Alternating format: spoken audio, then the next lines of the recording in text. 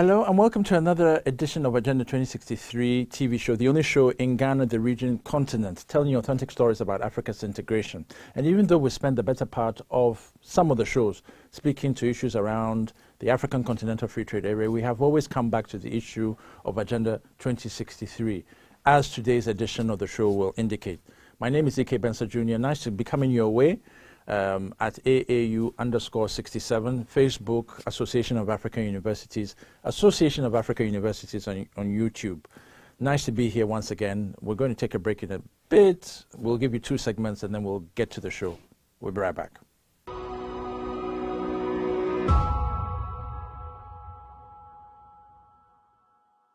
Okay, so welcome back from the break and welcome to APRM Watch. This is the space where I give you updates of developments around the African Peer Review Mechanism, which is based at the Continental Secretariat in Midrand in South Africa. Now, the African Peer Review Mechanism is responsible for making sure that member states accede to certain targets that they have set, parameters, good governance and that kind of thing. It's actually very consistent with Aspiration 3 of Agenda 2063, which talks about good governance for the continent. Now with APRM, there's a lot of activity on their Twitter feed. So from time to time, I give you updates, and today that's what I'm going to do. Right now, for African Peer Review Mechanism is in Sierra Leone, right here in the region of West Africa.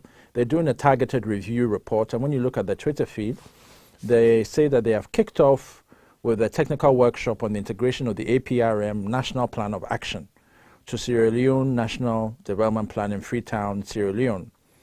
Then the other tweets say that we want an Africa that is prosperous, integrated, and able to respond to crises. And this is what one Ambassador Mbukisita Lewanika, APRM lead and panel member for Sierra Leone, was saying on the targeted review. One Mr. Amara Kalon, Deputy Minister of Political and Public Affairs in Sierra Leone, was saying that for too long, Africa's story was written by outsiders. This targeted review shows that Africa has capacity and will to generate data and respond adequately where necessary. And then the Deputy Minister of Political and Public Affairs says that he wants to thank civil society organizations for their critical and diverse contribution in the development of the targeted review report. And then His Excellency Francis Kai, Minister of Planning and Economic Development, Sierra Leone, says that the Ministry of Planning has commenced review of medium-term framework, so this workshop could not have come at a better time. And then for those 2 other points on APRM in Sierra Leone, is that the chair of the National Governing Council of Sierra Leone, Ms. Abigail Rena, says the NGC, which is the National Governing Council, is responsible for providing oversight, implementation, monitoring, and evaluation of the MPOA into the NDP, which is the focus of this workshop. And then finally, Ambassador Mbukisita Lewanika, APRM lead panel member for Sierra Leone, says that Sierra Leone lessons from Ebola has enabled it a rapid response to COVID-19. There is no doubt that government will achieve ambitious objectives as it has overcome Ebola. Then a bit of other news around Sierra Leone is that the ongoing technical workshop aims to integrate the findings and recommendations from the targeted review report to the Sierra Leone National Development Plan. So there's going to be work, APRM's work that is doing the targeted review, looking at certain parameters, will then feed into Sierra Leone's own National Development Plan and see ways in which it can integrate. And let me take the opportunity to say that because of COVID, a lot of these technical targeted reviews were slowed down. But Sierra Leone is only one of the African countries, not just West African countries, but African countries who decided to look specifically at how the lessons of Ebola could help how to fight COVID. And so Sierra Leone has, and I believe APRM will be coming out with a publication on this. Sierra Leone will be coming out with, through APRM, a publication on how they have been able to help combat and minimize COVID cases because of the experience, the horrible experience that they had in 2014, 2015, fighting Ebola. Even though Ebola and COVID are not the same kind of disease, it is still, they are both serious diseases which are similar to each other, which helped Sierra Leone find interesting ways in which they could deal with the disease. So finally, one Dr. Carbo, Ministry of Health and Sanitation, explains that when COVID-19 struck, most of the interventions were lessons drawn from fighting against Ebola. So the country has drawn a lot from the Africa Peer Review Mechanism Targeted Review Report and the proposals for fighting the virus and any other future health emergency.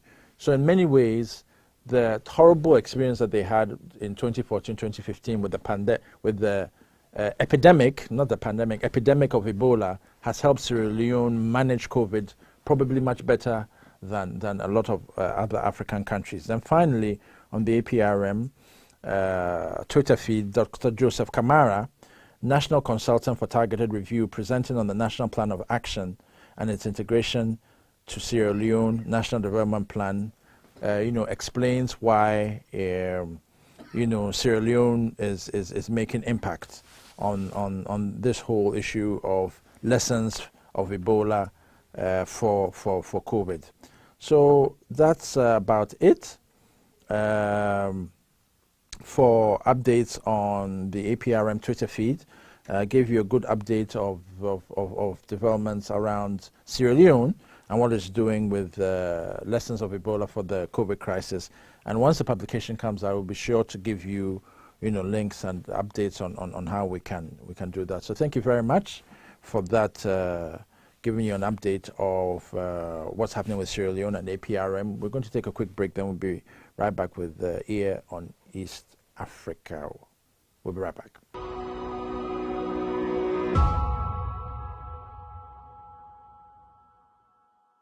Now, welcome back from the break, and welcome to Ear on East Africa. This is a space where I give you quick updates on developments in the region of East Africa. I'm going to start off with Kenya because last 4 years, by this time, Kenya was going to elections, I think 2017.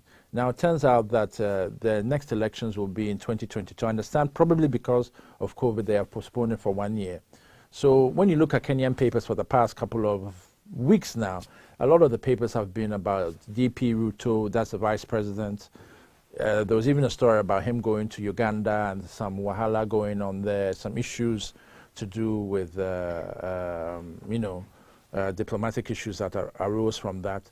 And a lot of, typical politics conversations on the front pages of Kenyan papers. So even though the election is going to be next year, I believe that Kenyans are going to be inundated with issues around Uhuru, Kenyatta and DP Ruto and all these other things for a while, for a lot to come. In the meantime, there's been a lot of other stories going on in the East African sub-region. And I'm going to read some from the Twitter feed. In East Africa, for example, and Somalia is considered to be part of East Africa. Northeastern states elect senators as Somalia elections acquire momentum. So Somalia will be having its elections very soon, and very interesting for them. Now, one tweet says rainfall seasons will be shorter and more violent in East Africa. And this is an assessment confirmed by what's happening with the Burundi crisis in these hours. So there's going to be a lot of rain. Burundi has been ravaged by flooding from rainfall on the swollen Lake Tanganyika, which is causing a lot of unexpected floods and rains in that East African country. Meanwhile, of course, here in West Africa, it's been as dry as ice. There's been very little rain. The rain tries to rain, and you don't know what happens to the rain, but over there, too much of it. Now, there's some more other interesting tweets. Kenya and South Sudan have abolished visa requirements for their nationals visiting the two countries with effect from July 26, 2021, in the latest move to boost integration. and someone is asking, as for Ugandans, what is happening with that one? And they show a picture of Ugandan papers that say Ugandans with no legal documents face deportations. Ugandans are given 3 months to fully process documents. So even though this is a region where free movement is happening, one wonders why the free movement is not happening at the speed with which it is happening in regions like West Africa, where you would not be hearing stories like this. South Sudan and Kenya are in the same region of East Africa community, and yet they are now abolishing visa requirements, which may be a bit too late, but I guess better late than never. Some more stories about East Africa. Is UNHCR regains access to Tigray refugee camps for Eritreans. East Africa, North Africa, hundreds of victims of rape, sexual slavery, and mutilation are some of the stories. And I think there's some more stories about COVID, and then foreign contingents arrive in the Democratic Republic of Congo as reinforcements by Axadol. Prime Minister Abiy Ahmed requires nationwide mobilization, and some more stories. Ethiopia's Prime Minister is urging citizens to fight Tigray rebels, and then, yeah. So a lot of very interesting stories, always popping up. Some we may get overwhelmed, but basically rainfall. Although Kenya is very hot at the moment, but in the East African region generally, there's been a lot of rain, and Burundi sadly has been one of the victims. Ethiopia, not much is still happening there as far as peace is concerned. We pray that they get to peace very, very soon. And in the meantime, we're happy to read that Kenya and Somalia have abolished visa restrictions, and I think those are the major stories. AU troops accused of killing civilians in Somalia after Al-Shabaab. So still Al-Shabaab is still a headache for some of the East African troops, but at least we're happy with the story of Kenya and Somalia, and we'll definitely be following up on that because free movement in this era of after needs to happen across the continent. And free movement is something that in the main programs going forward in the next couple of months we'll definitely be coming back to, because it is of critical concern that we need to be able to move freely if we are to trade. And it is part of the Agenda 2063 flagship projects, free movement of people and persons. And that is something that we're definitely going to be championing very hard and fast over the next couple of months. So thank you once again. Our journalist Dorinawa is ready to speak with us on her win, and we'll definitely be having some very interesting conversations with her on why and how she won that award and lessons for the future for other journalists who want to be part of the Agenda 2063 Media Network. Hope to be getting to that very soon. We're going to take a break. We'll be right back.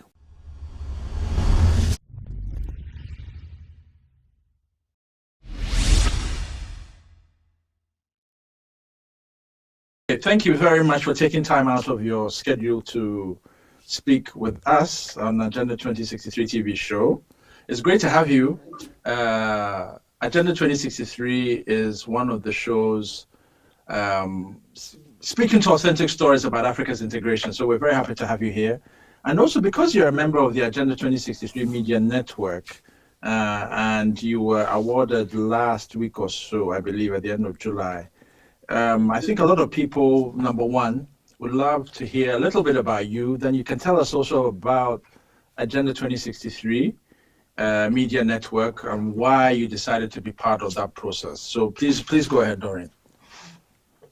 Thank you so much. Doreen Nawa is a journalist by profession. I've been a journalist for over 10 years now. I work in Zambia, Lusaka, as a print media journalist. and my bias in reporting is towards science. So I do quite a lot of science. That's agriculture and medical. And not to say that I don't do any other stories that I Okay. do, but yeah, I have a bias towards science reporting. What's And what's so great about science reporting? it's great. It's the easiest. Okay, for me, it's the easiest to report on because you have a lot of evidence. Oh, okay. It, yeah, a science story is not complete without evidence, without much research. So a science story gets you to be on your toes, researching and reading lots and lots of documents. Okay. Yeah. And I guess that cannot be said of issues around the African Union. There isn't always that much evidence, Mm-hmm. to write stories. So what was the compelling impetus for you on deciding to be part of the Agenda 2063 Media Network? Uh, what drew that interest was Yes. uh, uh, my reporting on agriculture. I love reporting on agriculture, and you agree with me that that's one of the sciences, and agriculture is one of those things that will make us as Africa get there and be that continent that is transformed. Because one of the main challenges, from my observation, one of the main challenges that steam up in Africa all starts from agriculture. So for me, I saw it as one of the niche that I thought I should explore. And this far, I'm here and no regrets. I think agriculture reporting has made me to be what I am. And with that in mind, I got so much interested in being part of the network. That's the Agenda 2063, because I believe as journalists, we are ambassadors, we are pillars that will tell the African story, the African story that will transform continent. If we don't tell it, who will? So I thought and was convinced within me that this is the right path to go. And it looks like one of the reasons why you won the award was because you were nominated by your peers on the in the network. But is there a particular story in your view that you'd like to share with us? Reason for which you think may have been considered as one of the reasons why you were voted as one of the best reporters? Yeah, that the story I did was on infrastructure development, and Okay. this was on the Nakala corridor. This Okay. is a corridor that connects Southern Africa. So it connects the port in Mozambique, Beira, all the way to Durban in South Africa. So in Zambia, the road that connects us to Mozambique or either Malawi exits to the port was so much in a bad state. So Okay. there was some funding that came in under EU and some other organizations, and this made it possible for the connection to be done. So I did a story, and what motivated me mainly was PIDA, the PEDA. PIDA project. That yeah, and So the PEDA is the help us understand that. The PEDA is what? oh, okay, PIDA is one of the transformational agenda points that the Agenda 2063 has lined up for the transformation of the continent. For the transformation of the continent to be possible, we need infrastructure development, and PIDA is, I'm trying to look out for it, as in the abbreviations, what they mean. Okay. So it's like Yeah. the main AU, let's say, agency responsible for infrastructure, or main AU program responsible for Yes. infrastructure development on the continent. Yes. And it brings together development partners, AU agencies, to make sure that Yes. a lot of the infrastructure on the continent is realized. Sometimes there's not Yes. enough funding, so they need to Mm-hmm. find partners to fund it and so on. Okay, so that's why I Right. guess the EU was working on the road. EU had, I suppose, put some funding into that corridor that you were talking about, Yes. which even though it was under the PEDA project and an AU thing.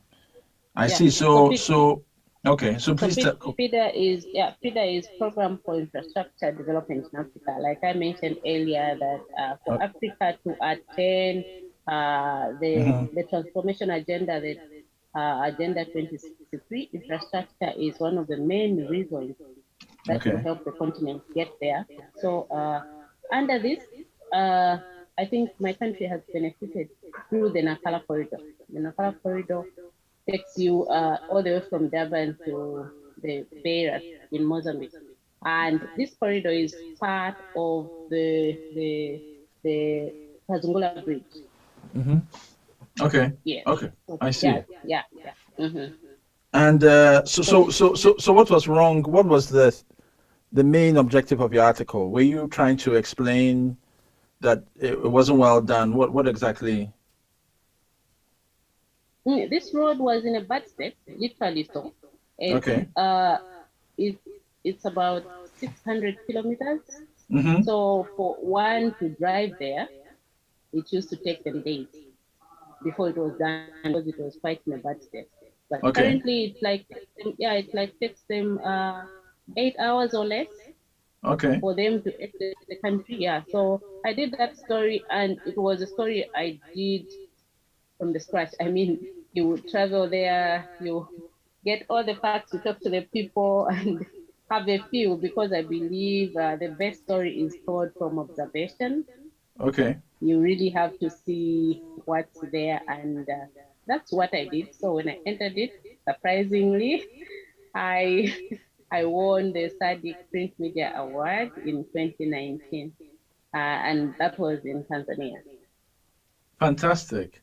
So I think one Mhm. of the things that SADC does very well is with the media awards, giving, I think it's a regular thing, right? Ensuring that Yes. they award media practitioners that write well or write great stories about the region. And of course, that therefore gives you impetus for the larger continental one of Agenda 2063. But if we can still stick with the Agenda 2063 Media Network, just tell us a little bit about your engagement with that network. When did you join, and what are some of the memorable things that experiences that you've had with the network? Uh, I firstly uh, came to know about it in 2018. This was when I attended a meeting under the Comprehensive African Agriculture Development Plan, that's CADIP program. I mean, that's CADIP. So in 2014, I was invited to attend a meeting in Durban. Okay. And and there I won an award on one of the agriculture stories that I had done. So from that time, I was ever following what AU was doing, and what Auda Nepad was doing. So from that time, I I was like following and got interested. And in 2018, there was a meeting again in South Africa where we were invited, and a decision was made that we come up with a network that will help us tell the African story, and that will help us tell the stories that are helping Africa to transform and get to what we all think we should do as Africans, and how far we should go, and yeah, take us there. And did you know much about the African Union before 2014? Was it that you were there, then suddenly one day you got a letter through your email that you are being invited by the AU for something, something? Was it someone who recommended you? Was it that the AU took notice? How did it all happen? Uh, I was invited by someone. I don't know how they got my email. So one morning I wake up, I come to the office, I open my email, I find this call for me to enter any of my agriculture stories, because before that I've had, like I said earlier, my interest has been on agriculture reporting. So I think someone in these organizations noticed and shared that link with me. So when I applied, I was selected as one of the winners in 2014, the Cardiff Journalist of the Year. Okay. So from that time, but before then, I would say I didn't know anything about it until someone shared and said, okay, you seem to tell good stories, so you can try this, and I did, and won the award again. So yeah. I'm asking because, being a member of the Agenda 2063 Media Network, some would assume that um, you have, you know a lot about the African Union. It's normal because it's an AU network. Mm-hmm. Um, and yet, when you tell us your story, we realize that through coincidence and someone's recommendation is how you were able to be part of the network because you had written some good stories. I think the lesson there for a lot of people watching is that strive for excellence anytime you can, because by Exactly. doing so, by all means, someone will notice you and Exactly. recommend you. I think that's one of the Mm-hmm. most important things. Even if you don't know much about some of the institutions on the continent, it will always be an avenue through which someone will say, "Look, this person is doing very well. Let me put him in this place." So I think that is one of the lessons. The other lesson also is, of course, the kind of skill that you have. You like to write. There are a lot of people who write. Some write Mm-hmm. badly and are still with news, are still working in media houses, and some write well, and some write averagely. You Mm-hmm. seem to have a knack for winning. You won in 2014. You won one in 2019. Give us an idea of some of your winning superpowers. What is it? What are some of the things that you have, elements that you think you have that gets you to win? Because look, this domain Mm-hmm. is a largely male-dominated domain, as you all know. Yes. There are Yes. a lot Yes. of Yes. men writing about agriculture, probably more than women. So, what Mm-hmm. is it about your kind of writing? You did talk about evidence-based stuff, which is good, but what is it that you would say you would like to recommend, especially probably to the upcoming women who may also want to emulate you, and men as well? What is it that you think they should focus on to get that winning article? I think the best thing to do when you're writing a story is not to rush it. Okay. Take your time when you're writing a story, research more, because a best story, from my observation, from what I've gone through, I think the best story is told from observation.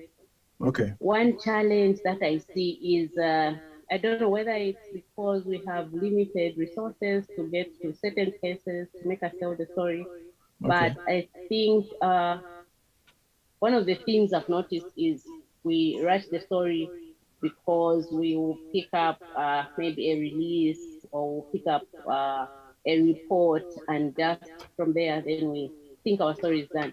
But from my observation, the best Hmm. story is one that you tell from observation, the one that has enough data, because Hmm. you cannot just say maybe 10,000 without quoting where you're getting the 10,000 from. Is it from a report? When was the report published? And and where is the report? Where can one get it? So from my few years of experience in journalism, I think I've learned not to rush my story, not Okay. to rush my story, to give it time, to give it enough evidence, as in data, enough pictures, and through that you will realize that you tell a good story. And I want to agree with you.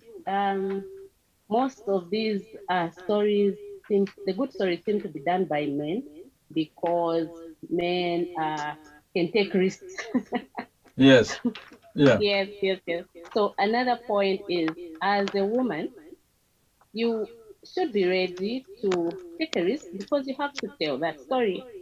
yes, I know that no story is worth your life. That I agree with all of you Yes, who yes. are listening to me. Yes, but you always find a way to tell the story. That's why I said you give it time. If you, there's no way that you can fail to tell the story or in all your attempts. You find Yes. that at a single moment in time, you really succeed and tell that story. So for me, what I've learned is I take my time to do a story, and sometimes it's not easy for us in the media because maybe you've told your editor that I have this story in mind, and the editor thinks it's a good story, and the editor will push you to say, okay, when are you getting this story? Or at least always find an excuse that is valid so that you have enough Mm-hmm. time and you have a rich story to tell at the end of the day. Mm-hmm. And I also want to comment on people that think maybe Doreen has a link or you have to have a link at the AU for you to be noticed. That's not what I've noticed. Because from my experience, it's your work that will sell you as a journalist. Yes. Your work And should speak this, for itself. thank you, that's it, that's it. So it's the work that speaks for you. Yes. I'll give an example of this this nomination that you talked about that happened was it end of July. I didn't even know, and someone was asking me, a friend from DRC. I hope she's watching. She was asking, yeah, how did you canvass all the votes? I said I didn't canvass a single vote. Okay. I see. Yeah, so so It's it's it's it's it's your it's work a that normal speaks thing, for itself. Doreen. Yeah. It's a normal thing. A lot of people would assume because engaging the AU is not an easy thing. No. Um, as you would know, if, even within the network that you are, sometimes even getting access to certain AU people is not always very easy. Even though the network allows you some privilege, it's a lot easier to ask Mm-hmm. certain AU people. So there's some privilege there. But when Mm-hmm. you try to get information from other people to write your story and you let them know that you're a member of the network, does it help the work that you do when you let them know you're a member of the network, or does it hinder? Because they may feel, well, since you're already connected to, you have access to some of the AU people, why are you asking them? Because you already have some kind of privilege. Maybe you can For help me, us understand that. yeah, for me, belonging to the network has helped me tell my agriculture story best Oh, because I yeah. believe people have had a bit of confidence. You know, the AU is not an Yeah. organization that you may think can fit in your hand. Yeah. So Yeah. when you have such a connection, you have you command a certain degree of trustworthy from people, Yeah. and this has helped me to be that ambassador that will tell the African story, especially on agriculture best. Because when you go to an organization and maybe you met one or two people in these meetings across the continent, and you remind them, oh, I was part of this and this and this. You find if at first the answer was no, it will slowly turn into a yes. Oh, let me talk to my boss. Maybe he will help give you this document you're looking out for, or let me ask this one. So you tend to have an easier connection just because you belong to the network. Okay. Okay. That's Mm-hmm. good to know, because then, for those who are interested and who are interested in joining the network, it's some comfort to know that they have to also continue to do what they do best in writing, to continue to communicate the story, the African story. But if I may just ask, um, agriculture, we've heard a lot about it on the continent, that we need to be able to eat what we grow and grow what we eat and all these other things.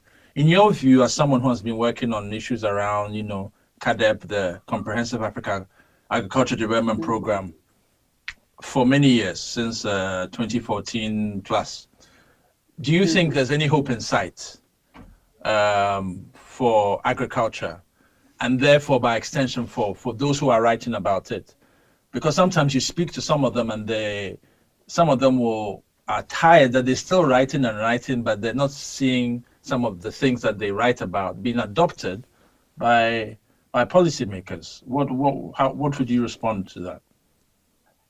There's so much hope in agriculture being one of the key drivers to the continent's transformation. And it's us journalists that will show this picture because, Okay. like, I am seated in the comfort of my office without me going in the field to talk to that extension officer about maybe there's a new disease or there's a new insect, there are new insects that are attacking their crops and what are Okay. they doing? If I, as a journalist, does not go in the field, as in to talk to the people on the ground, the farmers, Mm-hmm. then I don't know how that story will be told. So to me, there's so much hope, and it's it's like everywhere. There's this story about how we can succeed in telling our story on agriculture. There's enough information, I believe. For me, yes, there's enough information that I can tell an agriculture story almost every week in the field. In the office, you may not have it easy. Okay. And sometimes the African story, especially on agriculture, doesn't find itself on the first page unless it's one that It's that scandalous. has There's scandal or corruption. yes.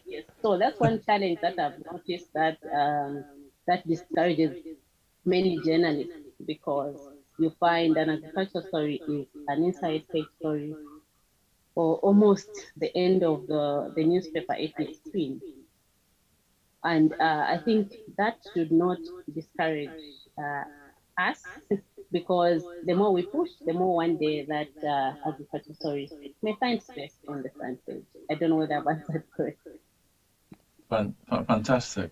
So going forward, with this win that you received with also Charles Makoka from Malawi, how will it inspire you to continue carrying the conversation around, you know, accentuating the African narrative?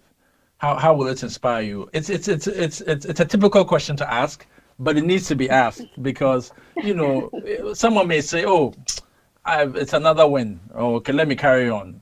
But sometimes it Mhm. just takes just that one win more to say, "Look, uh, the future, the sky is the limit. What more can I not do about reporting, the area that I report in?" I think me winning and being nominated has energized me more Okay. because there are times when you do a story and you post it and you don't get a single like, especially an agricultural story, then you There's not a wonder, single like. Oh gosh, gosh. then you wonder, did anyone read? But I'm so privileged to know that people read agricultural stories that I do, and they know that I'm a journalist that tells most of the agricultural stories. So this award has energized me more to do more, knowing there is someone, even if I don't see them, but there's someone that benefits from my writing. And if I can do more, then many people will read uh, the different agricultural stories that will help us transform Africa. Fantastic. And I Yeah. think you are a perfect example of Aspiration 6 of Agenda 2063, which Yes. speaks to women and youth and the people-centered Africa. So Mhm. you have really, really highlighted that role. So congratulations once again, and congratulations also to Charles, who was not able to make it. But Mhm. we hope to read more of your stories over the next couple of years, and we hope that you'll get more wins, and also probably ask you to help inspire more young women also who are coming into your media house to let them know Mhm. that yeah, it is possible to be writing in a corner somewhere and still get noticed on the continent. So well done once again. Doreen, if you have any parting words for us, we'd love to hear them. I'm so grateful to Outdone because uh, I think they're the ones that are mainly spearheading this. So without them noticing that zeal in me, I wasn't going to be here. So Yeah. thank you. To be specific, thank you so much for their communications officer, Manjang Anjo, and Millicent too. I can't pronounce the other name. I think Benita's also, yeah. Yes, yes, yes, yes, Yes. yes. And the chief executive officer, of course, Dr. Mayaki, whom I've a very elaborate man with beautiful. The line was breaking a little bit, but in the interest of time, I think you were saying hello, thanks to a lot of people, including Mwanja, and I see that she's on. So Mwanja, thank you also for the great work that you do in reaching out to journalists and adding them, noticing their work and so on. You guys are doing a great work, and I'm sure your reward will not just be in heaven. So thank you for that. So Doreen, once again, thank you very much, and I hope to see one day when you invite us all here, the crew included of AAU TV Association, I reckon, you invite us to Zambia, where you will show us your training school for women on agriculture. We are looking forward to that day. It was great speaking to you, and we hope to be bringing you more stories on Agenda 2063. And I'm sure once we get another winning story, Doreen will definitely call on you. But we will keep pressing you to ensure that you bring us that school to educate young women on paying attention to agriculture. We hope to see them one day. It is not something that cannot be done. So we ask you to really have some thoughts on making it happen, if you can, and as practically as you can. So thank you once again to all those who took time out for this show. We'll definitely be coming your way next time with another interesting conversation. And once again, congratulations to all those who won, and we'll be back to you next week. My name is Ike Benson Jr., your regular host for this show. Have yourself a great day, and goodbye to all those who took time out to watch us.